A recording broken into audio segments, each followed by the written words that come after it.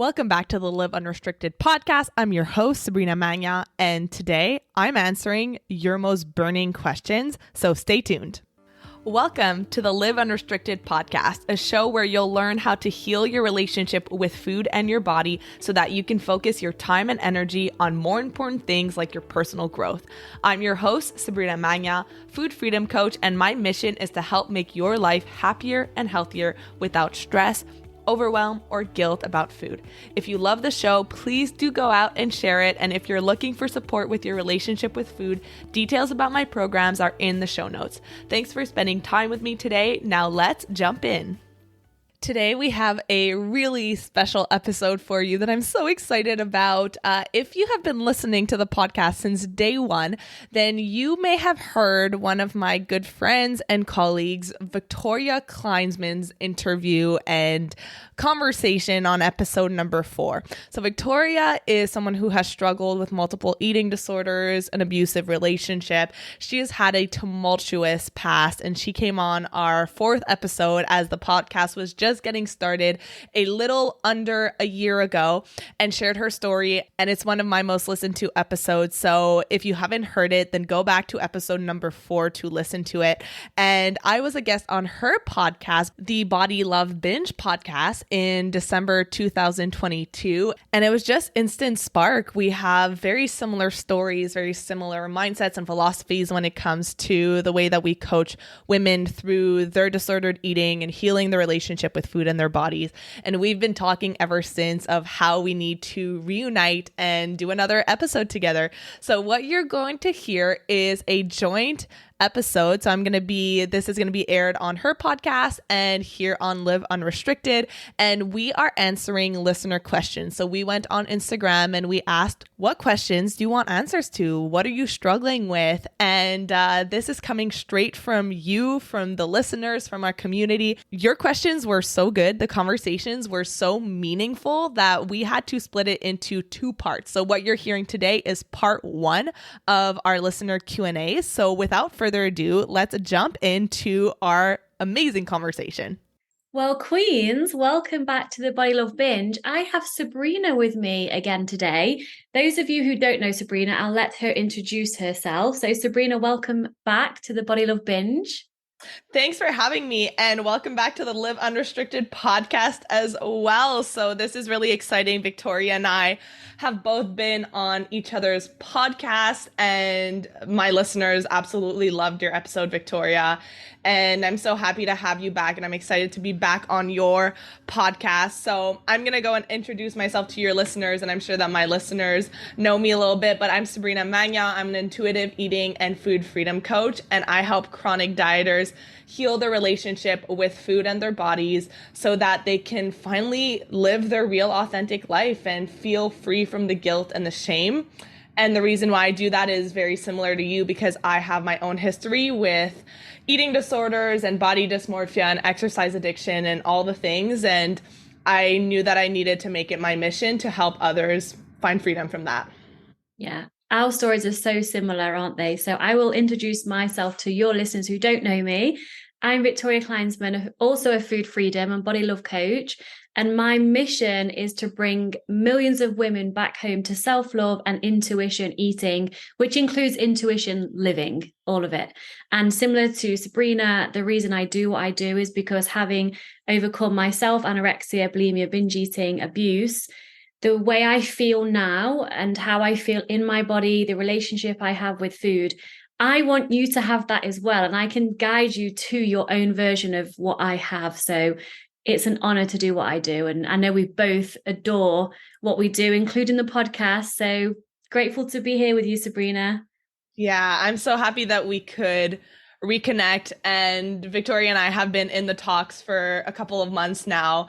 And basically what we're going to do today is we're going to answer some listener questions because we have very similar audiences, and we polled our audiences on Instagram and asked, what are some of the burning questions that you would like answered? And so that's what we're going to do here today, is jump off of one another and hear how you would answer some of these questions, and then kind of give some of our feedback as well.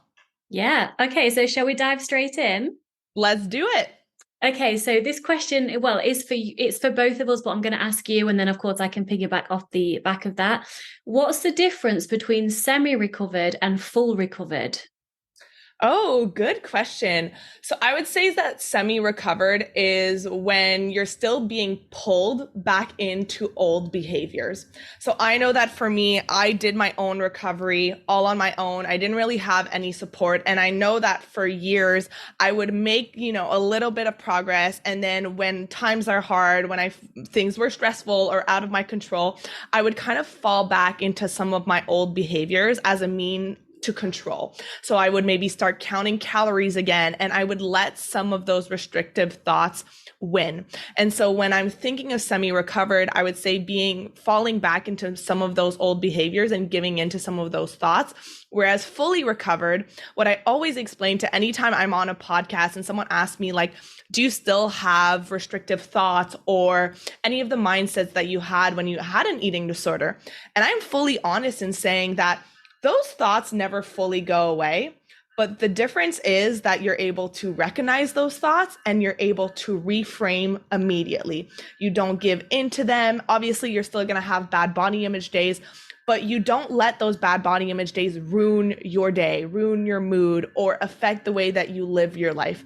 So fully recovered is being able to acknowledge that you might still have those thoughts that pop up from time to time, but not falling into those old behaviors.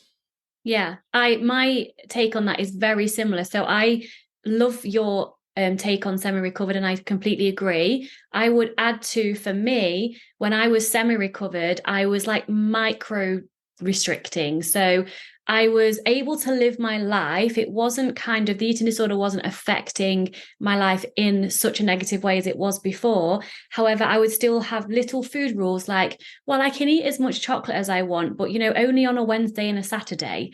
Or, Mhm. I can have this as much as I want, but actually I'm going to just try and have one plate. So it was kind of a mix between food freedom, which wasn't complete true food freedom. I think the key here is like little rules that are there, but it doesn't affect your life in a negative way like it did before.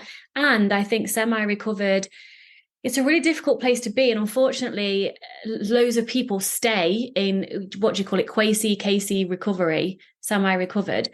And I'm like, why would you not go the full way and be fully recovered if you've come so far? And some people that are in semi-recovery, they look healthy, they look recovered because perhaps they've weight restored and perhaps they're not doing the as obsessive behaviors as they did before. And people around them think they're fine, but they might still be struggling mentally with some food rules and a lot of body image stuff. So I think it's similar to you and the fact that there might be some rules there and you're not truly free in your body. So you brought up an interesting point, which I think might be the key determinant of what makes the difference and is the relationship that you have with your body. I Yeah. feel like that when you're semi-recovered, there is still that need to control your body. So you might still be able to eat certain foods as long as you're within a certain range of what you think is acceptable for your weight. And I think that when you're able to fully, when you were talking, I was like, I wonder what would be the difference between someone who is semi-recovered taking that extra mile. And I think it's really being able to accept whatever might happen to your body when you start truly experiencing food freedom. And again, it's important to delineate that food freedom does not mean you eat whatever you want, whenever you want, with no regards for health, but it's accepting that you may fall at a set point weight that is higher than what your mind deems as reasonable and acceptable. I know, at least for me, being able to just let go and let my body do what it needs to do and see my hips get wider and see my thighs get bigger and allow myself to just grow into my body, that's what helped me get to full recovery. Boom, hit the nail on the head there. It's the point for me came when I really truly not only intellectually understood but really felt and knew that I can't control my body unless I live with a restrictive eating disorder for the rest of my life. Whether it's semi-restricted or whatever, it's still restriction. So when I understood that fully and also learned about the set point, so your body fights to stay within your set point both ways. So if you restrict and lose weight, it will fight to bring it back up. If for some reason you eat past fullness a lot of the time, emotionally eat a lot of the time, which is also fine, but you're eating more than your body wants, your body will also fight to lose that weight too, to be where it wants to be. So when I truly understood and actually saw that as evidential in my life, I was then able to completely surrender. I actually do eat what I want when I want, and the health thing came later. So it's natural for me now. I choose with nourishment and pleasure. So I want to talk about that actually as well. But true food freedom for me, like you've said, is just fully accepting what your body is without trying to control your body in any way. And then automatically you eat freely. There's no food rules. You can eat from a position of health and feeling because your body does what your body needs to do anyway. And so that place to be at is so freeing. Mm-hmm. And I'm so glad that both of us are there and then teaching women to get to where we are. Absolutely. And I think this is an amazing place to segue into one of the questions that I got from one of my listeners, which has to do with allowing our bodies to do what it needs to do. So this was one of the questions: how to be okay gaining weight in a society where being thin is more accepted and feels safer. Yes, great question. And I love that she's addressed the truth, because I always like to address the elephant in the room, which is fear of weight gain when anyone starts a recovery journey. And it's about being honest about the world we live in. Let's not pretend that thin people, people who meet societal's ideals, they do get treated differently, and it's fucked up and it's not okay, but it still happens. And so I would ask this person, in particular asking this question, although of course this is going to help so many people who have the same question: what do you want more? Do you want to suppress your body size in an attempt for strangers and other people to treat you better? Or do you want to live as your true, authentic self in your natural, authentic body, free from any disordered eating and restriction, with self-love, and also get support from any backlash that you might get in society? Because it's interesting that we attract what we believe about ourselves. So when we come back home to self-love and we know our worth and we value our value, the world also treats us differently. Of course, some people who do recover in a very large body, they're going to get, well, not always, but they most likely will get some societal judgment. But then because you've done the inner work and you love and accept yourself, it doesn't hurt in the same way. And I speak from my own experience, obviously being in a medium-sized body, but I've coached a lot of women in larger bodies too. But it doesn't hurt the same way as it did when you were perhaps restricting in a large body anyway, hating yourself and your body, and then the world mirroring that back to you. Yes, absolutely. And I would add to that, and I think that's such a good response. And I would add to that you are the person who you're going to spend the most time with. And you spend 24 hours a day, 7 days a week with yourself. And so if that safety and that feeling of acceptance doesn't come from within first, then those people outside of you, of course, they're going to have a bigger impact. Of course, they're going to have more of an influence because you're going to be agreeing with them. If you're agreeing with what people are saying, then you're against yourself along with everyone else. So it's starting almost to learn how to stand in your own self-love and stand in your own conviction, so that when someone does say something, you're able to internally know that that's not true. Know that it's not true that you're not acceptable or that you're not worthy of respect and of love. So being able to first work on how you view yourself and how you think about yourself, so that other people's opinions, I always use this example. If you're walking on the street and someone who seems a little out of it, right? Maybe they're just yelling at a bunch of people on the street and they start yelling profanities at you. You're probably not going to take that opinion to heart. You're not going to go home and think about that random stranger who is yelling at everyone who yelled at you too. You're not going to take it to heart. And it's the opinion of other people. You take it to heart when you start to give it weight and you think that it's true or you agree with them. So being able to look at how much weight you actually want to give to other people's opinions, because you get to decide what gets in and what doesn't. Yeah, exactly that. And also the person judging a bigger person, it says more about that person, of course, judging than it does. It's not actually about you, it's about the person that's judging, it's about them. And I know that can be confusing sometimes, but if you think of the way we judge, because we're humans, we judge everything all the time. We don't have to say it out loud, but when we judge, that's a reflection on us, not on the thing that we're judging. And so I think, yeah, like you've said, once you love yourself, their opinions don't matter because you know that's all about them and not about you. And recovery is so worth it. It really, really is. Yeah, I'm just going to add one last thing. And one thing that really helped me when I was working on my body image, I remember I was working at a restaurant at the time. And at a restaurant, you see all kinds of different bodies. And I had to be brutally honest with myself to realize that I had a lot of internalized fat phobia and weight bias. And so if you're internalizing that, then of course, when you start seeing your body change, you're going to feel resentment or you're going to feel shame. So the first thing that I had to do was, it was harder to do it for myself. It was harder to be compassionate with myself. It's much easier to do it with other people. So when I would notice people coming into the restaurant in a bigger body, or I would notice people at the gym or going for a walk, and I would hear my old conditioning, right? And that's something I don't feel embarrassed talking about it, because a lot of us have that conditioning. We grow up with this certain bias against certain bodies. And so I had that as well. The way that I was raised had that as well. And so I started noticing those old thoughts. And in the moment, I would reframe.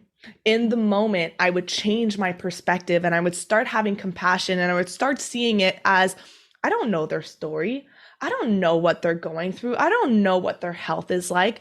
And so if you're able to start doing that with other people first, it might be easier, because it's easier for us to show compassion towards others than it is for ourselves. Yeah, agree, because the whole world is a mirror, isn't it? So of course we're going to judge other people if we're judging ourselves. Mm-hmm. You can't, those that say, I never judge anyone on the basis of size, yet they've come to me for coaching and they hate their medium-sized body. I lovingly call bullshit on that. They might not want to admit that. There's nothing wrong with that, but everything's a mirror. Of course you do. But when you heal and love and accept yourself and do the work to love and accept others, it's like its own again. It's a mirror. They both heal and change together. Absolutely. All right, Sabrina, let's see. Next question. Okay, this is very, very similar, but I'm going to ask it you anyway, because I think this might be a more personal take on how you dealt with this. How do you overcome the fear of weight gain? Okay.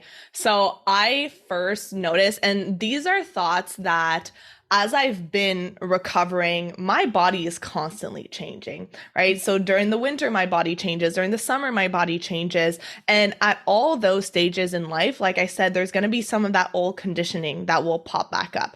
And I know, especially as I was first doing the work, because I did get to a point where I was underweight and I thought that that was my normal weight. And I actually had to gain weight and move into my set point weight that feels good for me and that is healthy for me. I had to evaluate what fears I had around me gaining weight and what beliefs my brain was creating, what stories my brain was creating around me gaining weight. So one thing, I had this identity of the healthy friend. I was the one who was always eating low carb or eating salads and eating the healthy foods around people. And then of course I would go home and I would binge when no one would see. I was the one who would go to the gym at 6 a.m. And so I had this identity. And because of this identity, I thought that everyone loved me because that's who I was.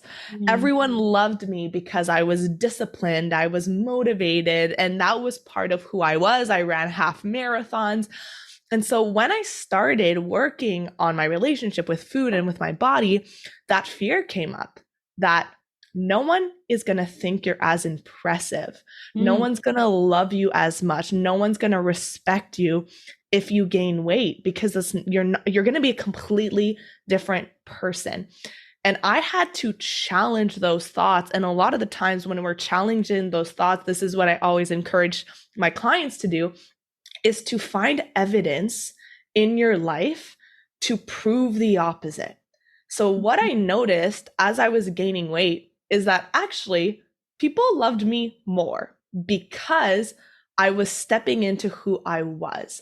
I was no longer isolating myself and feeling like I needed to control everything. I was no longer super structured and disciplined and not wanting to go out to dinner. When you allow yourself to have food and body freedom, you really embody freedom. You show up differently. You're lighter. You care about people more because you're not in your head so much. My friendships got better because I got better at telling people I love them. I got better at letting people in. And so challenging what thoughts and what fears you're having about gaining weight and finding evidence in your life to prove these new thoughts that people might actually love you more and that you might actually have a much more amazing and beautiful life than you ever thought possible. So looking at what is possible instead of letting those fears, and that's just your brain trying to keep you safe. Mm-hmm. It really is like our brain, we love our brains, but it can do some crazy things in order to keep us safe and in our comfort zone. And a lot of that is going to be reflected in the form of fear. So finding out, write down, like take out your piece of paper and write down all the fears that you're having about gaining weight, and then go to court and ask yourself, is this true? Is it true that this is going to happen? What evidence do I have that this is going to happen? And what might happen instead? Yes. Boom. That's exactly what I do as well. And I share with my clients and invite them to do. And a similar way, just said in a different way, I'll talk about myself. I asked myself, how would my life actually be different if I did gain weight? And so I guess it's similar, just a different way of asking it. So when I actually got my journal out and got my pen and tried to answer that question, how would my life actually be different? There was nothing that came through. And then I asked, okay, this was all through this journaling that I invite everybody to do. If I gained weight, this means, again, similar to what you've said with the stories, what stories are you creating around what weight gain means to you? And then if I lost weight, then this means, so I'd find the opposite. And then when I said I would lose weight, I would feel more confident, more loved, more attractive. And then I would look at that list and be like, why can't I? Because it's always a feeling we're after, not the actual thing. We want weight loss because it's going to bring us a feeling. So how can I feel those things in the body I have, or even in a bigger body if my body needs to gain weight? Because you can actually access and live and feel the feelings you want or have been trying to seek through weight loss. And for me also, this did root back to childhood trauma a lot. Like through all my therapy work, I discovered that I was addicted to validation, adoration, excitement, and pleasure. And I was trying to find those in manipulating my body and wanting the validation and all of that. So it does run quite deep, but ultimately it's just conditioning. It's just a story that we're telling ourselves. And when you have the right support of someone that can allow you to feel all of the shame, there's a shitload of shame around body image, right? When we're able to access that shame and talk about it and feel it and be held in that space to feel, we can then choose a new story. And then this was my favorite thing to say, I've gained weight, and like you said, what else have I gained? Like freedom to just go out with my friends, freedom to be my true authentic self. So ultimately, to wrap this question up, which wasn't even my question, it was the question for you, it's what do you want more? Do you want to try and keep your body small for the rest of your life by restricting? Or do you want to find out and get to meet the true authentic you in every regard, including your body, and embrace and love that? Because both are hard, but only one is worth it, right? Yeah, absolutely. And I just want to highlight what you said, because I think it's really important and people need to grasp this, is that you're after a feeling. Mm. Whenever you're chasing any kind of goal, right? I want to buy the house. I want to get married. I want to have the job. I want to have the body. We're never chasing the thing. We're chasing what we think the thing is going to give us. And so you can actually evaluate, what do you think that a smaller body would give you and would make you feel? Maybe confidence, maybe worthy, maybe love, maybe happiness. And then I know that a lot of your clients can probably relate to this as well, because it's a very common experience. Reflect on the times where you did lose weight and reflect on how you felt at that lower weight. And I know for me, whenever, like in the past, as I was recovering, I would have those thoughts of like, oh, maybe I would lose weight again. And then I would think back of, what would it take for me to get there? And how did I actually feel in that smaller body? Did I feel happier? Did I feel more confident? Did I feel more loving? And the funny thing is that I hated my body more. I felt more rejecting of my body when I was at the smallest that I ever have been than I am now. And that is enough evidence to show me that body image lives in your mind. It doesn't live in what you see in the mirror or what you see in the number on the scale. Absolutely. And I've heard of like so many people share that before. And my experience with that is, when I was in the anorexia, I didn't like my body at all. But I think that's a little bit different to when I was doing the fitness modeling, and I did like my body. And of course, it was never good enough. I always wanted to grow my glutes or grow my shoulders or blah, blah, blah. But I did like my body overall. However, the cost of me, quote, liking my body because it was all surface level stuff, I didn't love myself, it came at the biggest cost that in the end I was not willing to keep up. So of course, that laxative addiction, exercise addiction, self-abuse in terms of like the way I was talking to myself, obsessions, missing out on so much because I had to do the gym at this time and I had to go to the toilet at this time, and all these weird OCD, ED things I would have.